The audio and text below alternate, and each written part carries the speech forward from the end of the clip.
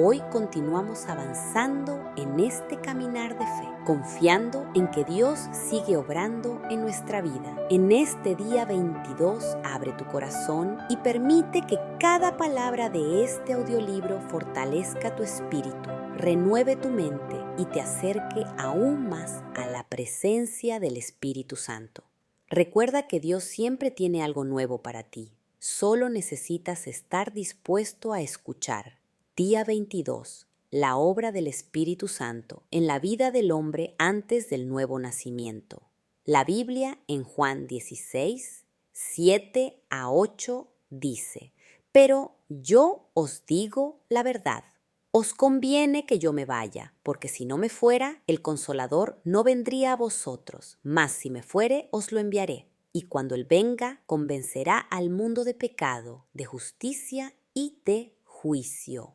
Objetivo: explicar cómo el Espíritu Santo revela al ser humano lo grande y peligroso del pecado de incredulidad. En esta sección veremos lo que concierne a las diferentes operaciones del Espíritu Santo con relación al hombre sin Cristo. Aunque toda la humanidad está corrompida y bajo maldición por haber violado la ley de Dios y a causa de su naturaleza pecaminosa, la condenación al infierno es el resultado de haberse negado a creer en el Señor Jesucristo como Salvador. La Biblia en Juan 8:24 nos dice: Por eso os dije que moriréis en vuestros pecados, porque si no creéis que yo soy, en vuestros pecados moriréis. Jesús subrayó que el pecado imperdonable, eterno y mortal es no creer en Él como Mesías y como Hijo de Dios. Si hay arrepentimiento de este pecado, los demás pueden ser perdonados al recibir a Cristo en el corazón para salvación y vida eterna. ¿Cuáles serían entonces estas operaciones del Espíritu con relación al hombre sin Cristo? 1. La convicción de pecados.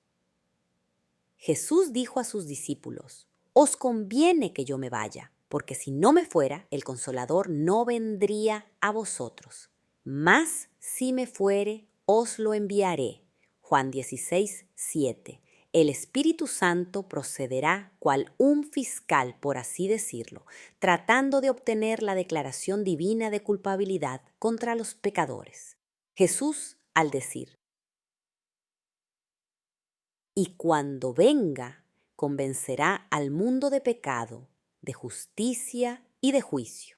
Juan 16:8. Está diciendo que el hombre sin Dios es declarado culpable, y eso significa haber demostrado más allá de toda duda razonable de que el acusado cometió el delito que se le imputa, es atribuir a alguien la responsabilidad de un hecho reprobable, o sea, la veracidad de los cargos hechos contra vida y conducta. El ser humano, al no comprender esta verdad sobre el pecado, necesita que el Espíritu Santo le convenza de que es un pecador. No importa cuántas obras de caridad haga o si tiene una buena conducta moral, no puede salvarse a sí mismo.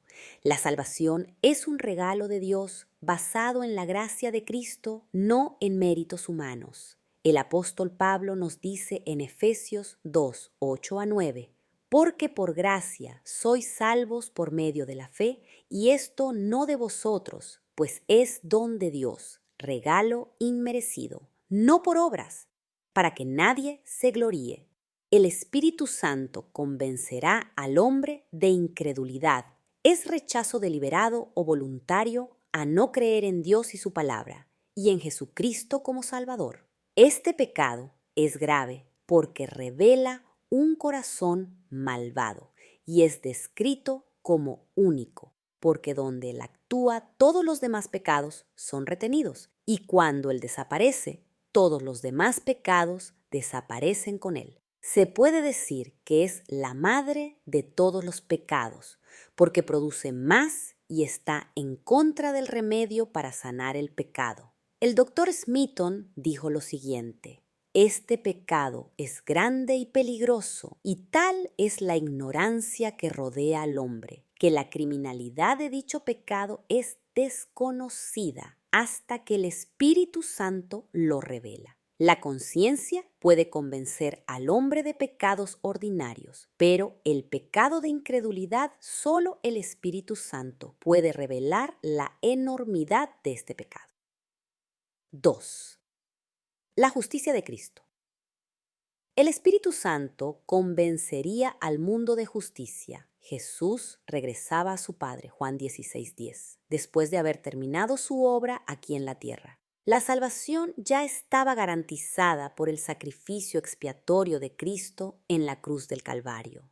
El objetivo o la operación del Espíritu Santo al venir es quebrantar toda pretensión de justicia propia, al sacar a la luz las tinieblas del corazón del hombre. Jesús en Juan 3:19 dice: y esta es la condenación, que la luz, Cristo, vino al mundo, y los hombres amaron más las tinieblas, el pecado, que la luz, porque sus obras eran malas. Una característica evidente de los malvados es que aman la oscuridad, es decir, se deleitan en el pecado y la inmoralidad. Ante la culpabilidad del hombre sin Dios, Pablo declara en Romanos 1:18 que la ira de Dios se revela desde el cielo contra toda impiedad e injusticia de los hombres que detienen con injusticia la verdad. La ira de Dios no se trata de un arrebato impulsivo de indignación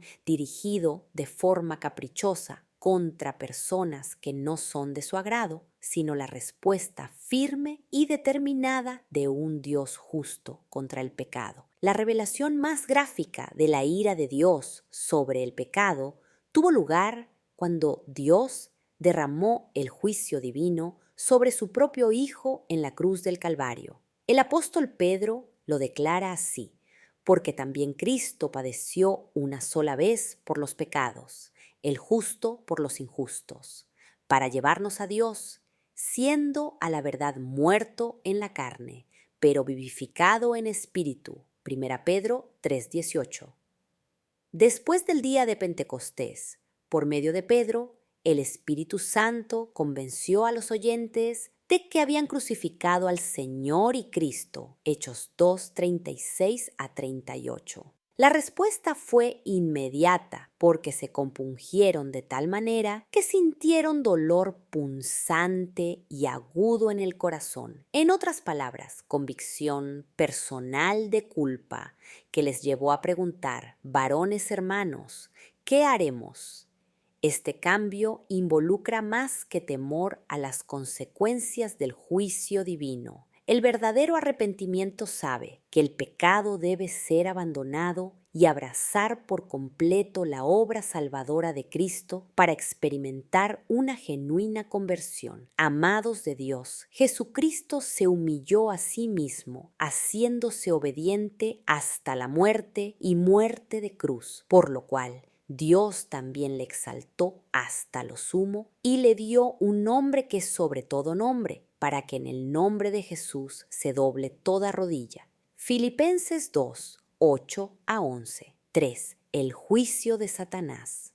De juicio por cuanto el príncipe de este mundo ha sido ya juzgado. Juan 16:11. El mundo es incapaz de emitir juicios justos. La cruz constituyó una demostración de la verdad de que el poder de Satanás sobre la vida de los hombres había sido quebrantado y decretado su destrucción. Nos lo dice Hebreos 2:14. Así que, por cuanto los hijos participaron de carne y sangre, él también participó de lo mismo, para destruir por medio de la muerte al que tenía el imperio de la muerte, esto es, al diablo. Debido a que aquellos a quienes Jesús vino a redimir son de carne y hueso, seres humanos, él tuvo que hacerse hombre. Solo así podía llenar los requisitos para redimir a la raza humana del poder de Satanás. El Espíritu Santo convence a los hombres de que son verdaderamente libres. Juan 8:34-36. Satanás ha sido juzgado en el sentido de que la gran causa ha sido resuelta en su contra. de manera que ya no tiene derecho alguno de retener a los hombres en esclavitud como súbditos. No era la esclavitud física la que Jesús tenía en mente, sino la esclavitud del pecado. La mayor y más grande esclavitud no es la política, económica o social, sino estar sometido al yugo espiritual del pecado y la rebelión contra Dios. Esto también explica la razón por la cual Jesús no permitió ser restringido a un simple Mesías político. Juan 6:14-15. El mediador entre Dios y los hombres, Jesucristo, apeló al hecho de que había llevado la pena de muerte del hombre y había tomado su lugar. Por tanto, la justicia, lo mismo que la misericordia, requería que el derecho de conquista de Satanás fuera anulado y que se le entregara a Jesús la totalidad del mundo, Jesús, el segundo Adán y Señor de todo. El Espíritu Santo es el acompañante del creyente que ha decidido seguir a Cristo. Quienes son liberados por Jesús de la tiranía del pecado son verdaderamente libres. Por tal razón, cuando son tentados a pecar, saben que su acompañante está allí para brindarles ayuda en toda circunstancia y poder buscar hacer la voluntad de Dios. Cualquier persona que actualmente se encuentre en un estado de esclavitud por el pecado debe saber que Cristo ofrece su poder santificador por medio del Espíritu Santo, quien puede ayudarle a salir avante en su lucha contra la inmoralidad o cualquier forma de pecado que haya en su vida. Dios desea liberar de culpa a todo el que se acerque a Él buscando perdón de pecados. Conclusión. Después de haber leído esta lección, hemos logrado comprender un poco más acerca de este pasaje bíblico que nos habla de cómo el Espíritu Santo puede convencer al ser humano sin Dios de que es un pecador y que necesita un Salvador. Gracias al sacrificio de Cristo en la cruz y aceptarlo en nuestro corazón, ahora muchos gozamos de libertad de la esclavitud del pecado. Cristo rompió las cadenas que nos mantenían esclavos y nos presentó como justos delante del Padre Celestial. Nuestra vida oscurecida por el pecado no tenía esperanza ni dirección, mas ahora gozamos de salvación y vida eterna en Cristo Jesús, gracias a la obra maravillosa del Espíritu Santo en nosotros. Ahora somos libres de condenación. Hemos visto hasta aquí 3 operaciones importantes del Espíritu de Dios en la vida del hombre sin Dios. Y no podemos cerrar sin antes recordar que la puerta aún está abierta para buscar el perdón por nuestros pecados. Jesucristo se hizo hombre para cumplir los requisitos necesarios y redimirnos del poder de Satanás, quien nos tenía esclavos. Mas ahora que somos libres, sabemos que el juicio por nuestros pecados fue derramado sobre el Hijo de Dios en la cruz, para que toda pretensión de justicia propia sea quebrantada por el poder del Espíritu Santo, quien nos convenció de pecado, justicia y juicio. Gloria a Dios. Reflexión. ¿Qué enseñanza puedo aplicar hoy a mi vida? ¿Qué me está mostrando Dios a través de esta lección? ¿Hay algo que debo cambiar o fortalecer en mi vida espiritual? Versículos para memorizar. Juan 16, 7-8. Gracias por ser parte de este día 22. Que cada palabra que has escuchado hoy quede guardada en tu corazón y te impulse a seguir creciendo en la presencia de Dios. Que el Espíritu Santo continúe guiándote, fortaleciendo tu fe y llenando tu vida de paz, amor y propósito. Nos encontramos mañana para seguir avanzando en este hermoso caminar. No te detengas.